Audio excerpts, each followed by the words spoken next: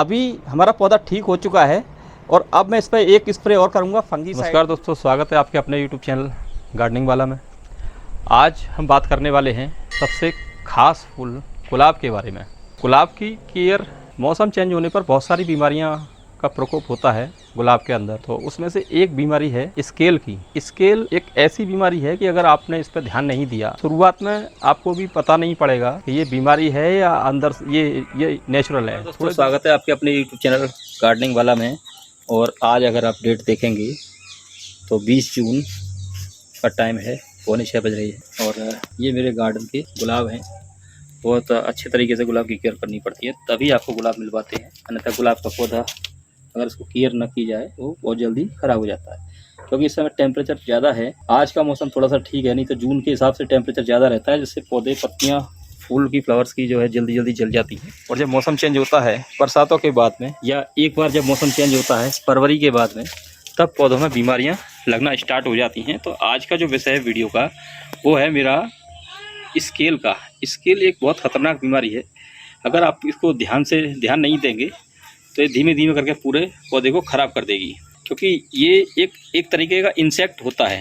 ये पूरे स्टेम पर आप देख रहे हैं,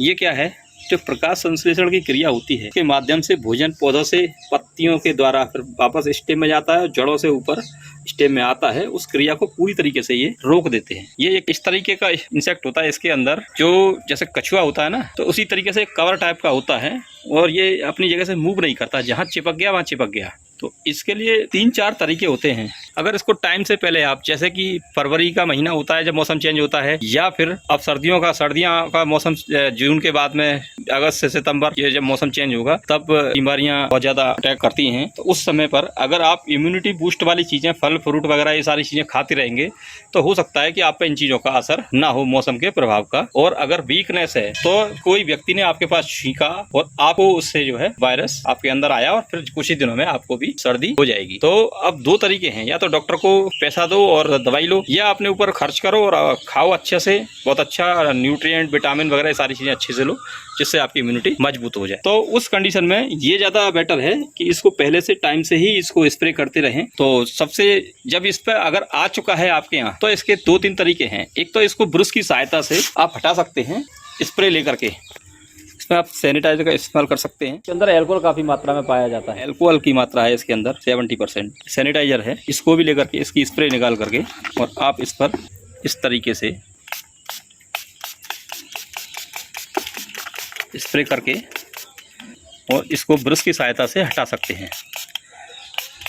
क्योंकि एक गार्डन में अगर आपके 1-2 पौधे, 4 पौधे हैं, उनको तो ये करना संभव है, लेकिन अगर बहुत ज़्यादा बड़े एरिया में होता है ये, तो वहाँ इसको प्रॉपर दवाओं के माध्यम से ही ट्रीटमेंट करना पड़ेगा। ये स्प्रे कर दिया है मैंने और अब इसको ब्रश की सहायता से हम हटा देंगे।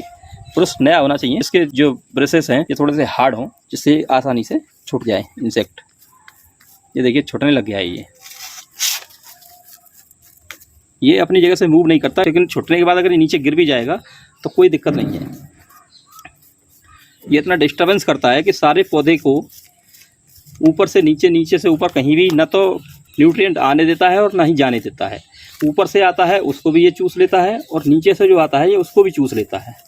तो इसलिए इसको हटाना बहुत ज़रूरी होता है। ये इस तरीके से इसको हटा देते हैं। तो यहाँ से कुछ देखो आप, थोड़ा सा साफ़ हो गया है, लेकिन स्टेम काफ़ी कमज़ोर हो चुकी है और इसकी पौधे की काफ़ी ग्रोथ रुक गई है। और इसको कुछ अगर बहुत ज़्यादा है और आपको लगता है कि ये कवर नहीं कर पाएगा, तो उस पोजीशन में आपको क्या करना है, एक मैं अभी स्प्रे और बताने वाला हूँ आपको। इसमें 3-4 दवाएं काम करती हैं। आप थीटा ले सकते हैं, इसके अलावा इमिडाक्लोरोपिड ले सकते हैं, और इनमें से किसी भी एक दवा को एक बार आप स्प्रे करिए। स्प्रे के साथ में आप कुछ भी स्प्रे करिए, आप इसमें मिनरल मिलाइए, कुछ भी नीचे नहीं पहुंचेगा जड़ों तक, तो उसका कोई फ़ायदा नहीं है। सिर्फ दवा ही इसको, पत्ते को प्रॉपर कीड़े पर जो इसका इंसेक्ट है उस पर लगेगी, वही काम करेगा। और पौधे की ग्रोथ के लिए आपको जड़ों में डालना है। आप NPK का प्रयोग कीजिए जड़ों में, DAP का प्रयोग कीजिए जड़ों में, जिससे पौधे से नई ब्रांचेस निकल करके आएँ। जैसे ही आपके पौधे से नई ब्रांच नीचे से निकल करके आए, बाकी इन ब्रांचों को उसके बाद कट कर सकते हैं। ये इस तरीके से मैं एक ब्रांच कट करता हूँ। ये इसमें नई स्टेम आ रही है और इसका फ्लावर बड भी साथ में आ रही है। तो इसके लिए अगर हम इनको हटा देंगे तो एनर्जी इसको अच्छी से मिलना शुरू हो जाएगी, जिससे ये पौधा हमारा अच्छी ग्रोथ कर जाएगा। ये मैंने कट कर दिया है। ये काफ़ी इसकी एनर्जी, हालांकि इसमें नई नई ब्रांचेस आ रही हैं, छोटी छोटी निकल रही हैं, बट इनको एनर्जी नहीं मिलेगी तो सभी के सभी बहुत छोटी रहने वाली हैं और इन पर ग्रोथ नहीं आएगी अच्छी। और जबकि जो पूरी ब्रांच है इस पर पूरी तरीके से इंसेक्ट लगा हुआ है, पूरी तरह से रोगग्रस्त है। काट करके निकाल देना ही अच्छा उपाय है। जब भी इस इंसेक्ट को ख़त्म करने के लिए स्प्रे करना हो तो आप 3 से 4 दिन या मैक्सिमम 5 दिन के बाद में दोबारा से इस पर स्प्रे करिए, अन्यथा ये ज़्यादा काम नहीं करेगा और आपका पौधा धीमे धीमे करके डाईबैक होकर के ख़राब हो जाएगा। 3 से 4 दिन में इंसेक्टिसाइड जो आप स्प्रे करेंगे, जो मैंने बताए हैं, उसमें से 1 से 2 ml के लगभग आप लीजिए 1 लीटर पानी में और स्प्रे कर दीजिए। और अगर आपका पौधा स्वस्थ है तो फिर इसकी सुरक्षा के लिए आप कर सकते हैं, तो उस समय आप 10 से 15 दिन में एक बार स्प्रे कर सकते हैं। और शाम का टाइम है। आज 1 महीने बाद की, लगभग 1 महीने 1 दिन हो चुका है, 1 महीने बाद की अपडेट है। इसकी पूरी स्टेम पर देखिए, यही वो पौधा है जो मैंने आपको दिखाया था। इसकी कटिंग की थी और इसमें मैंने इंसेक्टिसाइड लगाए थे और आपके सामने स्प्रे करके इसको साफ़ किया था।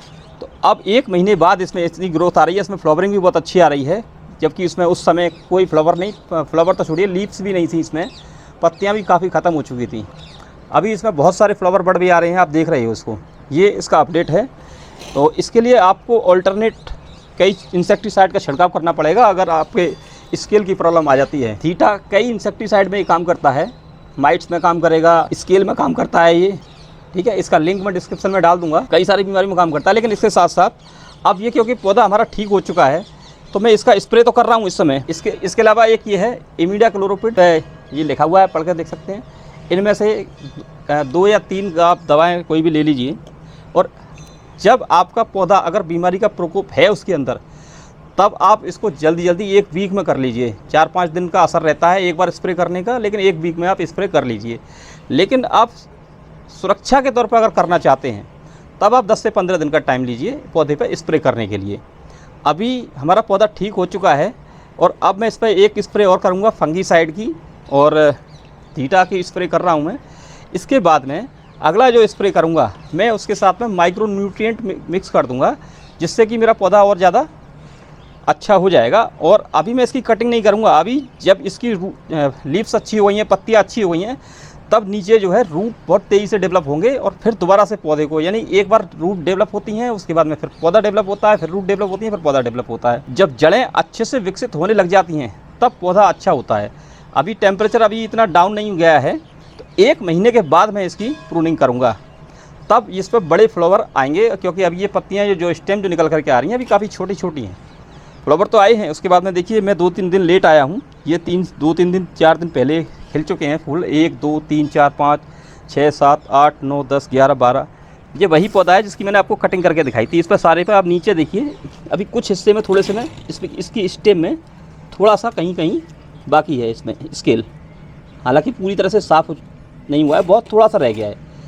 और अगर ज़्यादा होता है तो उसको बिल्कुल कट करके जब उसमें नई ब्रांचेस आ जाएँ तो ख़राब वाले हिस्से को बिल्कुल अपने गार्डन से दूर फेंक देना चाहिए, जिससे उसका प्रकोप और आपके पौधों में ना आ पाए। तो ये मैं स्प्रे बना रहा हूँ अभी आपके सामने।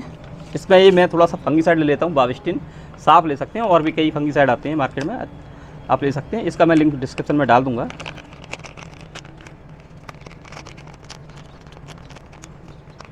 ये मैंने फंगीसाइड ले लिया है और इसी में थीटा ले रहा हूँ मैं, लगभग 2 ml के अप्रोक्स, और इसको मैं पानी से भर लूँगा। इस पर ये मैं स्प्रे दोबारा फिर से स्प्रे कर रहा हूँ। ये बहुत अच्छे से स्प्रे करके प्रत्येक जगह पर इस पर पहुँच जाना चाहिए स्प्रे, जहाँ भी स्केल का प्रॉब्लम था। नहीं तो अगर स्केल थोड़ा सा भी रह जाता है, असावधानी बस अगर ध्यान नहीं दिया, तो ये धीमे धीमे करके एक पौधे से पूरे गार्डन में फैल सकता है। हालांकि ये मेरे देसी गुलाब पर आया है, जितने भी मेरे इंग्लिश गुलाब हैं किसी पर भी इस बीमारी का प्रकोप नहीं हुआ है, इतनी गर्मियों में भी, जबकि मैंने कोई शेड नहीं लगा रखा है। आप देख सकते हैं खुला वातावरण है और मैं लगभग 25 फीट से ऊपर की यानी दूसरी मंजिल पर बैठा हुआ हूँ, और यहाँ पर बिना नेट के भी मेरे सारे पौधे चल रहे हैं। आप देखिए गुलाब में कितने सारे फ्लावरिंग, अभी 2-3 दिन पहले फ्लावरिंग हुई है और नई बड भी आ रही हैं। हालांकि ये गर्मियों से जल जाते हैं, गर्मी की वजह से। और ये देखिए, और इसके अलावा मेरे सभी पौधों में फ्लावरिंग अच्छे से आ रही है। उधर येलो लगा हुआ है। गर्मियों का टाइम होता है तो स्प्रे, इंसेक्ट का स्प्रे बहुत ज़्यादा रहता है गर्मी, बरसात और सर्दियों की शुरुआत के टाइम पर। ज़्यादा ठंडा मौसम हो जाता है, फिर उस समय इस पर बीमारियों का प्रकोप और कीड़ों का अटैक बहुत कम होता है, इसलिए उस समय इतनी ज़्यादा आप स्प्रे की आवश्यकता नहीं होती। हालांकि गर्मियों में और बरसातों में बहुत ज़्यादा आवश्यकता होती है, या फरवरी के बाद में कह सकते हैं ज़्यादा स्प्रे की आवश्यकता होती है। आप देख रहे होंगे इसमें बहुत सारी ब्रांचेस दिख रही हैं। इसकी प्रूनिंग मैं अभी नहीं करूँगा, अगर अभी करूँगा तो इसकी ग्रोथ स्लो हो जाएगी, क्योंकि इस जो पत्तियों से भोजन बनता है, टेम्परेचर की वजह से वो सारी प्रक्रिया गुलाब के अंदर स्लो चलती है, धीमे चलती है। तो हमारे यहाँ 48 डिग्री तक लगभग टेम्परेचर चला जाता है। मैं उत्तर प्रदेश से हूँ तो इसकी प्रूनिंग में करूँगा अगस्त के बाद में। सितंबर में कर सकता हूँ, अक्टूबर में कर सकता हूँ, नवंबर में भी कर सकता हूँ। उस समय कोई भी दिक्कत नहीं होगी, वो टेम्परेचर चेंज हो चुका होगा उस समय, और पौधों में ग्रोथ आ ही रही होगी, बहुत अच्छी ग्रोथ आएगी उस समय। तो दोस्तों, स्प्रे जो है हमेशा शाम के टाइम में करनी चाहिए, जिससे मधुमक्खियाँ और जो लाभदायक हमारे पॉलिनेटर होते हैं उनको नुकसान न पहुँचे, जैसे तितलियाँ हैं, मधुमक्खियाँ हैं, क्योंकि शाम के टाइम में वापस लौट चुके होते हैं। और जिस समय बारिश का मौसम हो रहा हो या बादल हो रहे हों, उस समय श्योरिटी नहीं है कि आपकी दवा काम करेगी। अगर उमस भी होती है, वो मॉइस्चर आता है नीचे, या हल्की भी बौछार आती है ना, तो सारी दवा धुल जाएगी, तो ये आपकी दवा काम नहीं करेगी। तो इसलिए बादल वाले दिन भी करना बेकार है। जब बादल का मौसम हो रहा हो या बारिश का मौसम हो रहा हो, उस समय स्प्रे करना भी बेकार है। तो आशा करता हूँ आज का वीडियो आपको पसंद आया होगा। अगर वीडियो पसंद आए तो लाइक करें, शेयर करें, सब्सक्राइब करें। Thanks for watching. आपका अपना यूट्यूब चैनल गार्डनिंग वाला। Happy gardening.